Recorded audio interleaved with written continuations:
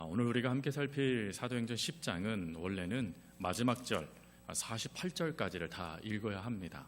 그러나 너무 본문이 길어서 거기까지 읽지는 않고 저희가 16절까지 말씀만 읽었습니다. 하지만 설교의 내용은 40 마지막 절까지의 내용을 우리가 함께 살피면서 사도행전 10장의 말씀을 함께 나누도록 하겠습니다. 우리가 살아가면서 수많은 경계를 세우게 되어지죠. 즉 익숙한 것과 그리고 또 낯선 것, 받아들일 수 있는 것과 또 받아들일 수 없는 것 사이에 스스로 선을 긋는 것, 그러나 그것이 보이지 않죠. 그것을 경계, 때로는 경계선이라고 말을 합니다. 이 경계에는 장점이 하나가 있습니다. 그것은 이 경계를 세우게 되어질 때 그 상황이 우리를 보호해주고 그리고 또 모든 상황을 예측하게 해주며 더 나아가서 복잡한 세상 속에 단순한 삶을 살아갈 수 있게 해주는 힘이 되는 게 경계의 장점입니다. 즉 이 경계는 우리가 경계 안에만 거하게 되면 그 속을 통하여서 안정을 느끼고 그리고 또 바른 또 익숙한 삶을 살아갈 수 있다라는 장점이 이 경계의 장점입니다. 그러나 우리가 경계라는 이야기를 할 때 이런 장점보다는 주로 단점을 이야기를 하죠. 특별히 이 경계의 단점은 우리의 시야를 좁힌다라는 것입니다. 그리고 시야만 좁힐 것이 아니라 새로운 가능성을 차단해버리고 변화를 두렵게 만드는 것이 이 경계의 단점이라는 것이죠. 그런데 이러한 단점이 신앙생활에도 나타나게 됩니다. 그래서 이러한 이 경계 가운데 우리는 어찌하냐면 하나님께서 일하실 수 있는 모든 일 영역마저도 마치 제한하여 그것이 이루어질 수 없다 착각하며 하나님의 그 역사를 막아서는 일들을 우리가 신앙생활 가운데 우리들도 단점의 모습으로 보인다라는 것입니다. 오늘 그 모습이 베드로의 모습이죠. 오늘 분명한 것은 하나님이 베드로에게 3번씩이나 이게 내가 그렇게 했어, 그러니 먹어라고 말씀하셨지만 안타깝게도 베드로는 어찌하냐면 단호하게 거부합니다. 왜 그랬을까? 그것은 그가 삶 속에 경험했던 그의 경계, 그 신앙의 경계선 때문입니다. 그것을 넘어서게 되는 그것을 용납할 수 없기에 하나님의 그 뜻 그리고 그 뒤로 펼쳐질 하나님의 그 역사도 무시하는 베드로의 반응이 나오게 된 것이죠. 그런데 이런 반응을 하나님이 완전히 허물어 버리십니다. 그리고 베드로가 그 허물어진 그 역사가 아직 무엇인지 모르지만 말씀에 순종하게 되자 하나님의 뜻을 깨닫게 됐다. 그리고 그 깨달음을 통해 하나님은 베드로뿐만 아니라 베드로와 함께하는 이들조차도 하나님의 구원 계약이 무엇인지를 알려주셨다 하는 것이 오늘 본문의 전체적인 내용입니다. 그러면 하나님께서 먼저 베드로의 그 경계, 그 허물어질 것 같지 않는 그 경계를 어떻게 하나님이 무너뜨리셨을까? 그 첫 번째는 고정된 생각을 깨트리시는 하나님의 사랑 방법입니다. 여러분, 베드로가 욥바에서 기도를 하고 있죠. 그가 기도를 할 때 하나님께서 온갖 짐승이 다 담아져 있는 보자기의 그릇을 내리십니다.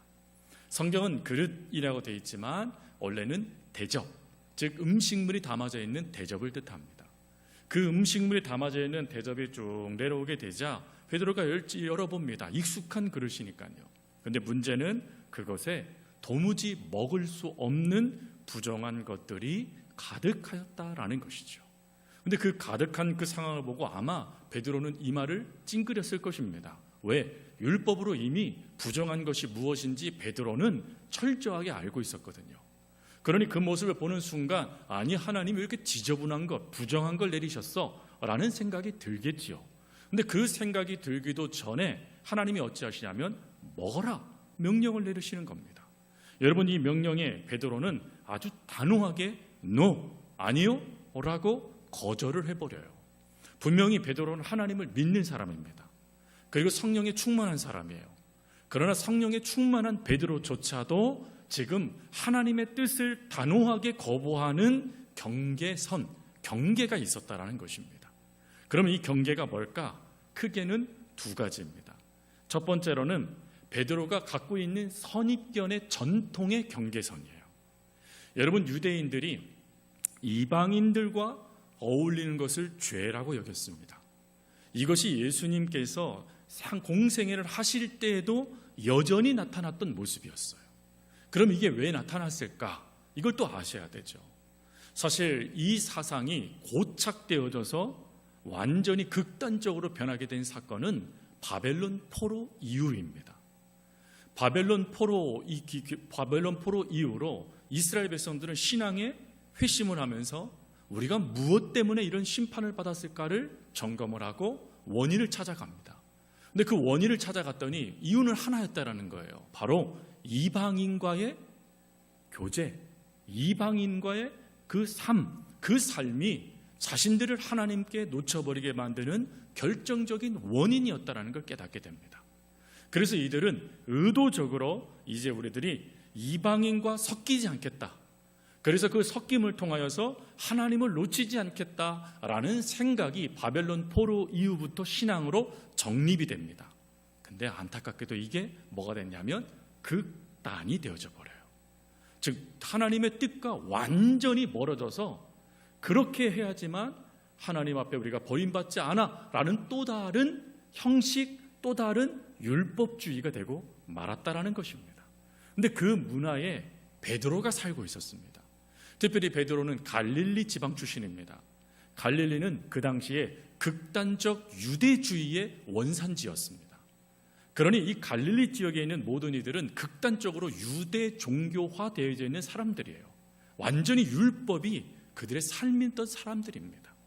그러니 베드로가 이 이방인과 섞인다, 이방인의 그 역사에 내가 동참한다, 그것은 결국 내가 타락하는 것인데 내가 어떻게 신앙적으로 타락할 수 있어? 하며 그 거부를 표현한 것이에요.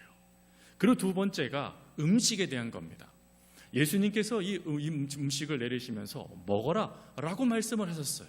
그러나 이 음식에도 유대인들에게 철저한 경계선이 있었습니다. 특별히 레위기에서도 음식법이 있었죠.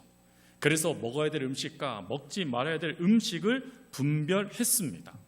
그리고 이런 음식을 구별하여 먹는 이것이 무엇을 점검하게 했냐면 나는 하나님의 백성이다라는 신앙을 점검하는 기준이 됐어요. 또 율법주의죠. 근데 이 기준이요, 맹신이 되는 결정적인 사건이 발생합니다. 그게 베드로가 이 말을 하기 전 200년 전의 사건이에요. 200년 전에 한 믿음의 조상들이 돼지고기를 억지로 먹이려고 하는 나라의 사람들의 반응을 해요.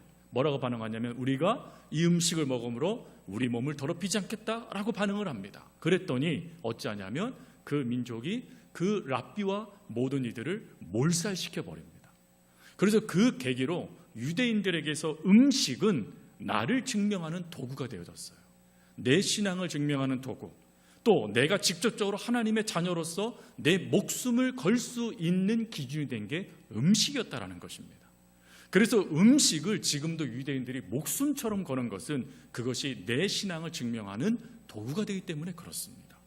목숨을 다하여서 하나님의 율법을 지켰습니다. 목숨을 걸고 하나님의 말씀을 지켜왔습니다. 그런데 하나님이 먹어라 라고 말씀하셨으니 결국 그 말씀은 네가 믿어왔던 신앙을 포기하라라는 하나님의 말씀인 거예요. 그러니 여러분, 그 말씀에 여러분 아멘할 수 있으시겠어요? 여러분들이 하나님 잘 믿어왔는데 야, 네 믿음 가짜니까 이렇게 믿어. 그러면 여러분 그때부터 하나님 몰랐어요. 제가 깨달았으니 이렇게 살겠습니다. 하실 수 있으시겠습니까?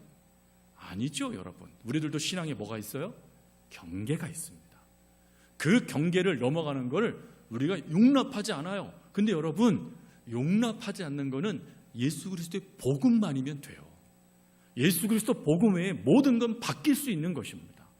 근데 복음에 대한 내용은 일절없고 단지 관습, 전통에 따라 우리가 그렇게 해왔으니 우리도 그래야 돼라는 맹목적인 신앙만 남아있었다라는 것입니다. 근데 그것이 신앙, 그것이 믿음, 그것이 하나님의 백성이라고 착각하고 있었다라는 거예요. 여러분, 이 모습이요, 요나에게도 나타나죠. 하나님이 요나를 니누의 백성으로 보내세요. 물론 니누에는 북이스라엘 백성들을 아주 잔인하게 괴롭혔던 민족이었습니다.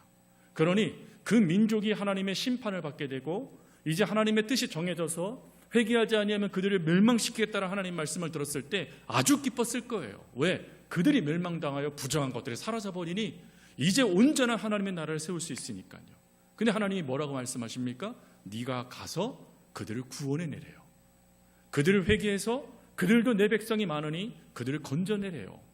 받아들일 수 없는 것이죠. 내 경계, 내 신앙으로는 용납될 수 없는 거예요. 그러니까 어찌합니까?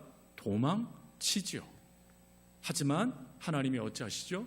끝끝내 그를 이끌어서 니누의 땅 앞에 다시 그 땅 앞에 이 요나를 내뱉어서 그가 하나님의 말씀에 순종하게 만드십니다. 예, 요나를 하나님께서 그렇게 만드셨듯이 하나님은 베드로도 동일하게 역사하시죠. 여러분 3번이나 하나님이 말씀하셨어요. 근데 저 같으면 벌써 화냈을 것 같아요. 야, 내가 2번째 얘기한다? 이렇게 하면서 뭔가 화를 낼 것 같은데 성경 말씀에 보니까 이 뉘앙스가요, 타이르다라는 뜻이에요. 그러니까 하나님이 화 한 번 내지 않고 3번을 참으셨어요. 유대에서 3은 완전 숫자입니다. 그러니까 3번을 뜻하는 게 아니에요. 완전하게 그에게 설득하다라는 걸 뜻하는 것입니다. 그러니 성경은 3번, 물론 상징적으로 되어져 있지만 유대인들은 이 말씀을 듣는 순간 아, 하나님이 끊임없이 설득하셨구나 라고 받아들이는 내용이에요. 하나님이 3번이나 그에게 설득을 하세요. 3번이나 그에게 말씀을 하십니다. 그걸 통해서 하나님은 무엇을 이끄시는 겁니까? 그의 경계, 그가 미처 예수 그리스도와 공생의 기간 동안에도 무너뜨리지 못했던 그 경계를 지금 무너뜨려야 된다는 것을 말씀하시는 거예요. 이때 하나님은 오래 참으십니다. 인내하세요. 여러분, 여기 이것이 하나님의 놀라운 사랑이죠. 우리들도 쉽게 변하지 않습니다. 하나님의 성령의 충만함을 받으면 하나님 내가 완벽하게 변화돼서 하나님 내가 이렇게 살게요 다짐을 해도요, 우리 다시 돌아가요. 그게 우리의 연약함이에요, 여러분. 근데 하나님은 끝끝내 우리를 어떻게 하실까요? 변화시켜 가세요. 어떻게 해요? 참으시고 깨닫게 하시고 그리고 하나님의 방법에 동창시킴으로 말미암아 우리를 변화시킨다라는 것입니다. 그러니 사랑하는 성도 여러분, 하나님의 이 말씀을 믿는다라면 먼저는 우리가 점검할 게 있어요. 혹 나도 내가 지금까지 배워온 내 신앙의 모습, 또 학습되어 온 수많은 것들이 하나님의 역사를 막고 있는 것은 혹 있지 않은가? 내가 자라왔던 내 가치관, 내 정체성, 이 모든 것들이 혹 하나님의 말씀보다 앞선 것은 있지 아니한가? 우리는 점검해야 돼요. 그것이 우리들 가운데 첫 번째 모습이고, 혹 그런 모습이 있다라면 하나님은 그것을 하나님의 뜻을 위하여 반드시 꺾어 가시는 작업을 하신다라는 것입니다. 그게 하나님께서 오늘 이 베드로의 경계선을 깨트리시는 첫 번째 방법이에요. 그럼 이 방법에, 하나님의 방법에 베드로는 어찌합니까? 그게 두 번째 우리가 살필 말씀이죠. 베드로는 그 역사에 이해되지 않아요. 여러분 먼저 이거 기억하셔야 돼요. 베드로는 100% 받아들이지 못했습니다. 이해되지 않았습니다. 근데 베드로의 위대한 점은 뭐죠? 순종했다라는 것입니다. 100% 이해되지 않고 그것이 100% 동의되지 않았어요. 그러나 성령님께서 이끄시니까 성령님의 이끄심에 그저 베드로는 순종하더라는 것입니다. 순종하며 가면서도 왜 하나님이 이렇게 하실까? 그는 아마 끊임없이 질문했을 것 같아요. 왜 그렇습니까? 후에 베드로가 놀라운 고백들을 그 다음에 하게 되거든요. 즉 그 하나님의 놀라운 역사를 온전하게 발견하기 전까지 베드로는 끊임없이 갈등을 하고 있었다는 걸 말하는 것입니다. 여러분, 우리가 하나님을 믿는 데 있어서 의구심을 갖고 때로는 의심을 품을 수 있어요. 그럴 수 있다라는 거예요. 왜? 이해되지 않는 말씀이잖아요, 여러분. 우리는 지금 하나님의 말씀이 다 믿어져요. 그렇죠? 여러분 다 믿어지시지 않습니까? 근데 우리가 신앙이 없을 때 믿어지시나요? 하나님을 처음 믿는 사람들이 그 하나님의 말씀을 100% 받아들이나요? 불가능하죠, 여러분. 물론 100만 분의 1 정도 완전하게 하나님이 변화시켜서 이끄시는 성도도 있지만 대부분은 하나님의 역사를 천천히 배워가면서 하나님의 뜻을 깨달아가고 이게 진짜구나라는 걸 발견하게 되지 않습니까? 그러니 그 모든 것들을 우리가 이해하면서 그를 온전히 세워주고자 하는 모습이 우리 가운데 필요한 것이죠. 그래서 하나님은 이 조치를 이미 취하고 계셨다는 걸 성경은 보여주세요. 먼저 베드로가 고넬료의 집에 도착하게 됩니다. 근데 이 도착할 때도 베드로가 한 말 해요. 뭐라고 말합니까? 원래는 내가 너희들과 함께 있을 수 없어.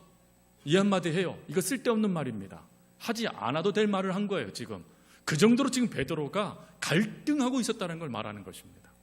근데 그 갈등 다음에 무엇을 깨닫게 되냐면 그가 뭘 했다라는 게 아니라 고넬료의 말 때문이었습니다. 고넬료가 놀라운 하나님의 말씀을 전해요. 성령님께서 어떻게 하나님께 천사를 통해서 어떻게 이끄셨는지에 대한 말씀을 쭉 전하면서 고넬료가 웁니다. 그 모습을 보면서 베드로가요 34절 35절에 이런 고백을 한 거예요. 베드로가 입을 열어 말하되 내가 참으로 하나님은 사람의 외모를 보지 아니하시고 각 나라 중 하나님을 경외하며 의를 행하는 사람을 다 받으신 줄 깨달았다 라는 이 고백을 그가 하게 된 것입니다. 여러분, 이 고백은 참 중요한 고백이에요.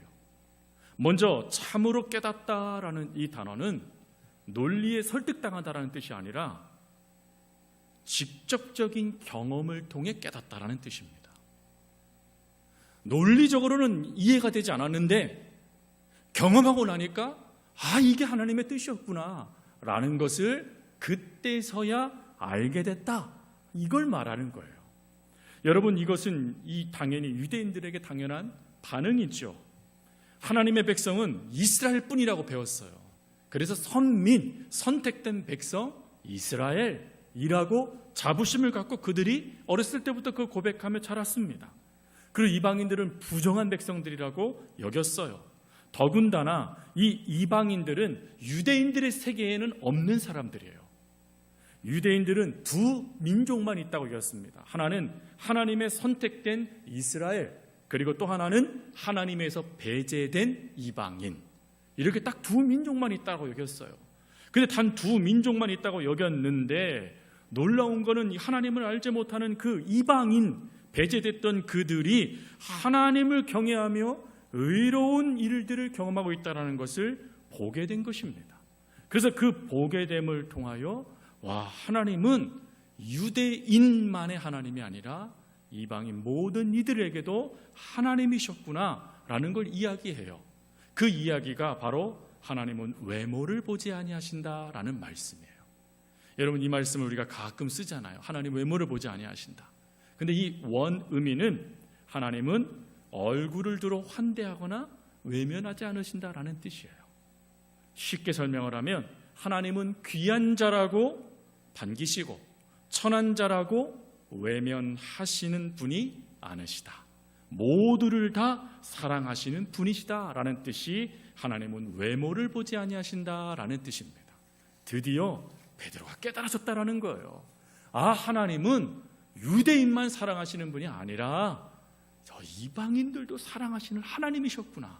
그게 외모를 보지 아니하신다라는 말씀이에요. 그리고는 그 놀라운 역사에 그가 어찌합니까? 고넬료의 간청에 따라 설교를 하기 시작해요. 예수님에 대해서 막 설교를 합니다. 그런데 여러분, 여기에도 놀라운 은혜가 또 이어져요. 그 역사가 뭡니까? 베드로가 설교가 마쳐지지 않았습니다. 설교를 마쳤고 그러자 성령이 임하였다, 이렇게 기록되어 있지 않아요. 설교 중이었습니다. 설교 중이었는데 갑작스럽게 성령이 임해온 것이에요. 이걸 신학적으로 성령의 하나님의 개입하심이라고 합니다. 즉 사람의 역사에 따라 하나님이 움직이시는 것이 아니라 하나님은 하나님의 뜻에 따라 움직이신다라는 것을 보여주시는 것이 바로 이 사건이라는 거예요. 그리고 이 사건을 통해 하나님은 이방인들을 구원하시는 그 역사도 하나님의 구원 계획으로 두시고 그리고 그 일을 위해서 하나님이 움직이신다라는 것을 보여주는 내용입니다. 근데 여러분, 그 역사에 성령이 임하는 그 역사에 베드로와 함께했던 그 욥바에서 온 사람들이 어찌해요? 놀랬다라고 성경은 기록해요. 이 놀라다라는 이 단어는 그냥 아이고 뭐니나 하고 놀랬다, 주여 하고 이게 아니라 충격을 받아 경악하다라는 뜻이에요. 충격을 받았다라는 거예요. 충격. 왜 충격을 받았을까요? 그 충격에 대해서 베드로가 47절에 이렇게 얘기를 합니다. 우리 47절 말씀을 같이, 성경 말씀을 같이 읽겠습니다. 47절입니다. 이에 베드로가 이르되 이 사람들이 우리와 같이 성령을 받았으니 누가 능히 물로 세례 베품을 금하리요 하고. 아멘. 먼저는 첫 번째, 우리들이 왜 성령을 받은 이 역사에 놀랐느냐? 그들은 유대인들이 아니었잖아요. 여러분, 성령조차도 유대인들의 전유물이었어요. 실제로 구약의 역사들을 보면 성령이 임해옵니다. 근데 그 대부분은 누구였냐면 유대인들이었어요. 유대의 선지자들 아니면 유대의 지도자들에게 하나님은 성령이 임하셔서 하나님이 함께 하신다라는 증거를 보여주셨어요. 그리고 성령이 또 임한 그 사건은 이스라엘, 특별히 유대인들에게 하나님은 성령을 임하게 하셨어요. 그래서 성령만큼은 유대인에게 주시는 하나님의 선물이라고 여겼다라는 거예요.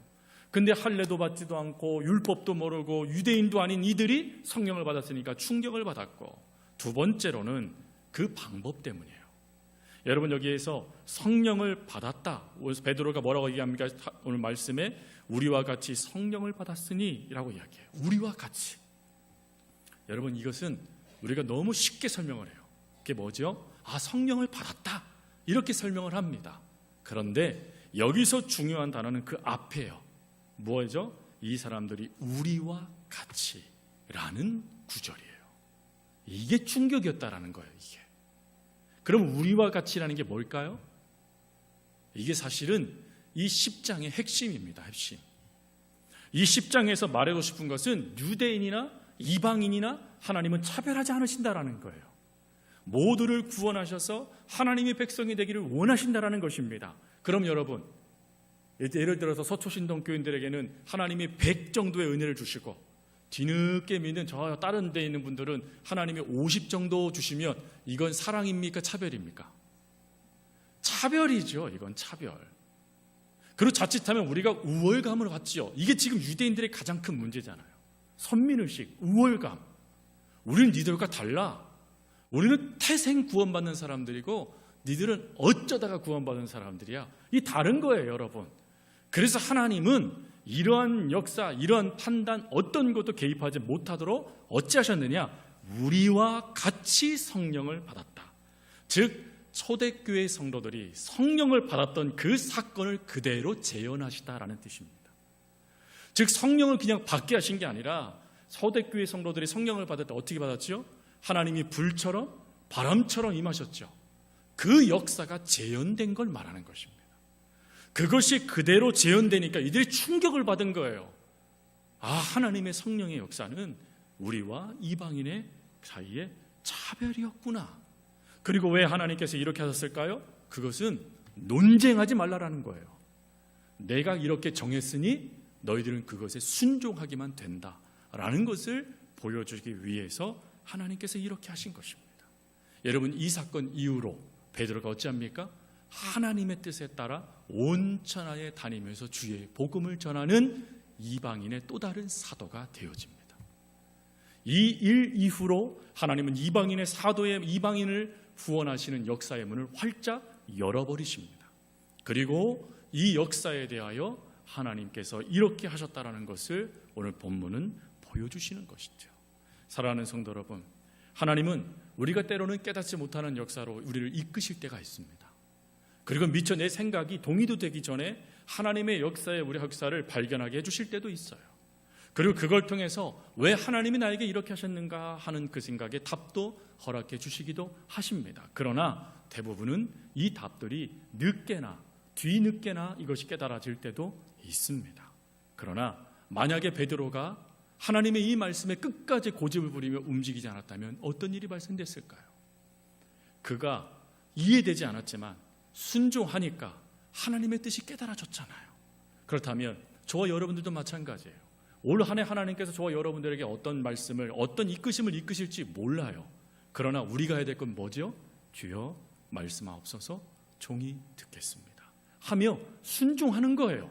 그러면 이해되지 않고 용납되지 않는 그 역사가 이해되게 되고 은혜구나 하는 것이 깨달아지는 축복의 자리가 되어진다라는 것입니다. 그러니 바라는 것은 여러분 속에 있는 경계, 그 경계를 넘으십시오. 하나님이 넘어라 말씀하시면 언제든지 그 경계의 선을 지워버리시고 걸어가십시오.